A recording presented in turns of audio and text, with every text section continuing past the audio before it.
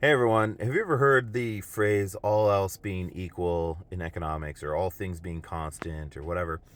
There's a Latin word for it, like phrase or whatever, and I don't know how to pronounce it. But I used to think that that was like a crock of BS. Like, man, what a joke. Like, the economy doesn't function that way.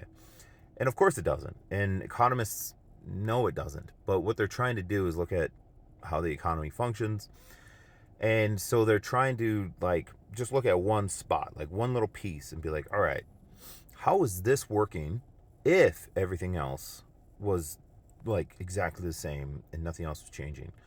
Or if everything else was held constant and only this one moved. And the reason they're doing that is, like I said, the economy's massive. Any economy, not just the US economy, any economy.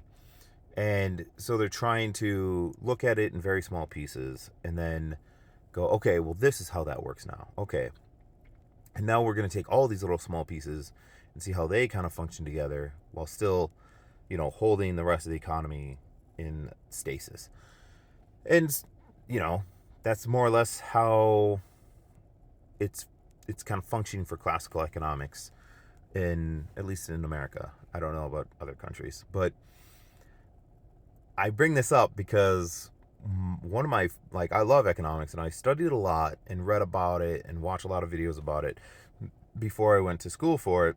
And some of the economists that I read books on and followed like their online presence and stuff and whatever would always bring up like what a load of BS this is to hold everything constant. That's why their models don't work. And that's the reason, that's one of the reasons that classical economics doesn't work. I don't 100% agree with classical economics, but I don't agree with this argument either, though, because it's taking this phrase of all else held equal and whatever, and it's misrepresenting it. So it kind of seems like a cheap shot to me, where it's like, hey man, if you got a problem with it, go ahead and say you got a problem with it, but call it out on its values being bad and not misrepresenting it.